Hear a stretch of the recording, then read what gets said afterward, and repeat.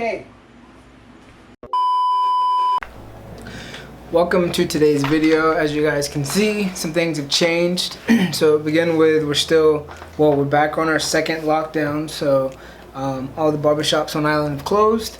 Also, I am on leave. I left the ship about a week ago.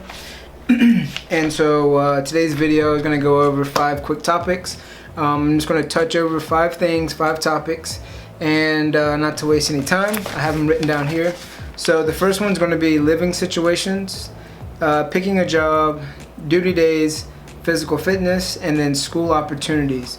So 5 things I wish I knew before joining the Navy.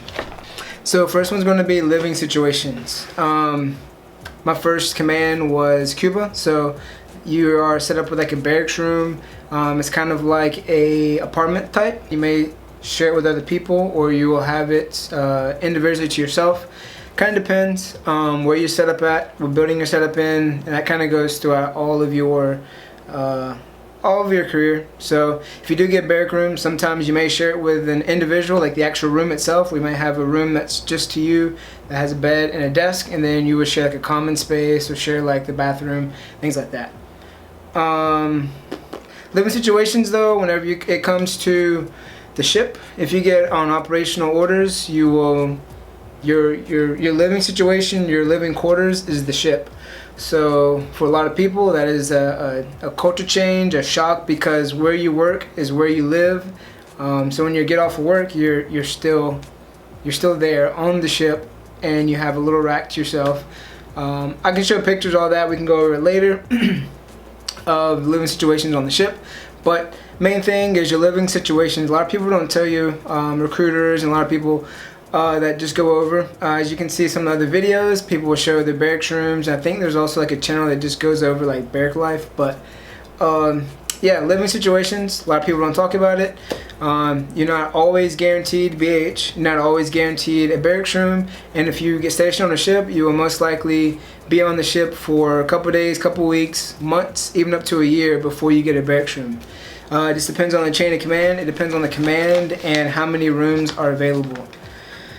Picking a job. So as we all know, most of us that get into the military, we don't care what we do, we just want to get the contract, get in, get our job, start getting paid.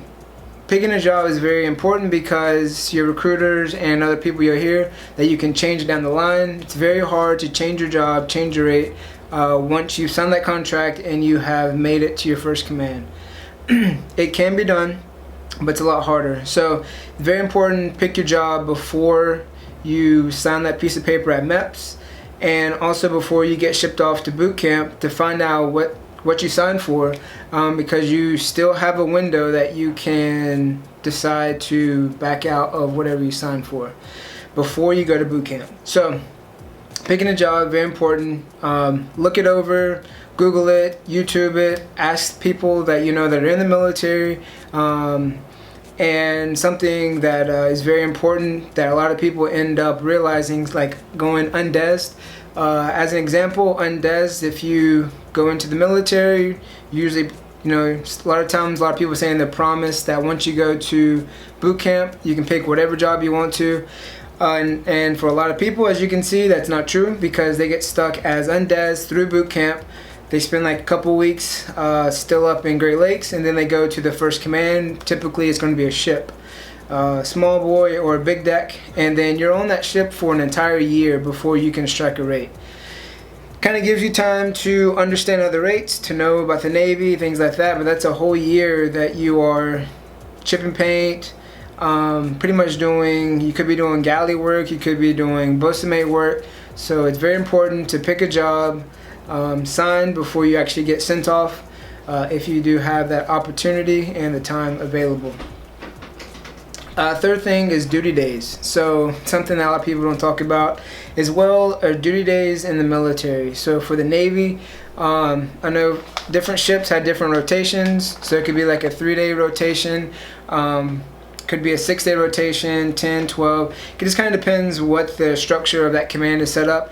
But you do have duty days. Normally it's going to be at least once a month, and then it can be, like I said, every other day to every 3 days that you're standing watch, which could be sitting at a console, at a computer, just answering phone calls, just watching cameras, actually roving, actually having to watch a certain building or certain objects or group of people. But normally it's a 24 hours, so whatever the morning to the next morning. For example, if you're on a ship, you have different watches that are stood on the ship, different positions that are required for the ship to have someone manned up 24/7. But the thing is, normally your duty day is going to fall on an important event, an important day. No matter how far out you schedule it, your duty day usually falls on it. Yeah, duty out in the fleet's a lot different than just watching the compartment, making sure people are sleeping okay, making sure nobody comes in, inspecting your head, your racks, things like that, because that's what you do at boot camp. In the fleet, you're standing watch from 6 hours, 8 hours, 12 hours in that one spot. Not everybody can be on computers. Not everybody, you're not supposed to be on your phone. Only people you're supposed to talk to are those that are around that watch, or the ones that are in charge of you, chain of command wise, things like that. So duty days, very important, because even though you have your regular work day, you still have a duty day. So that's at least 24 hours, and in some cases you do not get off. So I know different branches, they'll let you have your duty day, then the following day or the following hours to equal up 24 hours or 48 hours you have to rest. I know for the ships, very limited on time, very limited on resources, things like that. Normally, if you have a duty day, that next day or whatever is supposed to be like your off time, you're going to be working a full day of work. So can get physically demanding, and then just mentally drained. So physical fitness. Physical fitness is very important coming into the military, and a lot of people, they struggle either gaining weight or losing weight. So there's a lot of programs in the military, and there's recruiters work a lot to try to get people off to boot camp. Once you're off to boot camp, you have to pass your PRT, and I think now they give like an incentive, some type of money or something for you to pass it. When I went through, we didn't get that. It was pretty much you pass it or you stay at boot camp until you pass it. Right now, the rules are changing for the physical fitness test, though, but there is a cardio portion, there is a abdominal portion. So, all right, sorry about that. I had to change the card out. The card got full. So, physical fitness. The main thing about that I want to touch, we can go into a deeper topic because of the new instructions that's still changing, kind of flexing, and with the whole situation we're in right now, it hasn't helped because they have continued to waive the past 2 cycles. So main thing, physical fitness, very important, but there's not a lot while you come to the fleet that keeps you in the loop of it. So like when you're on a ship, very demanding, very in and out of port, so a lot of the physical fitness aspect gets thrown to the side, although you are still supposed to keep within standards. A lot of times the command PT doesn't happen once a week, twice a week, 3 times a week, however commands do it. I know when I was at the shore command at the hospital, we did PT every Friday.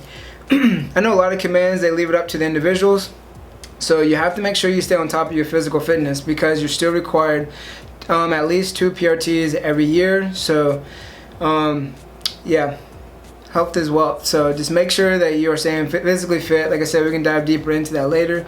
Just leave some more stuff down in the comment section if you want to hear about it.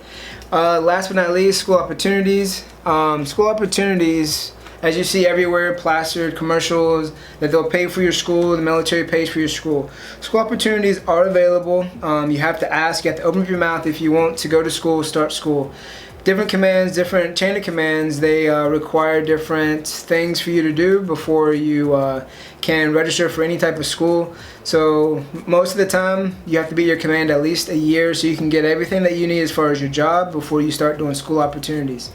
And if you're like a lot of us that are on ships, connectivity to the school while you're out at sea is very, very limited. Very, very difficult with time, having long days starting at 5 in the morning and can end at 8, 9 o'clock at night.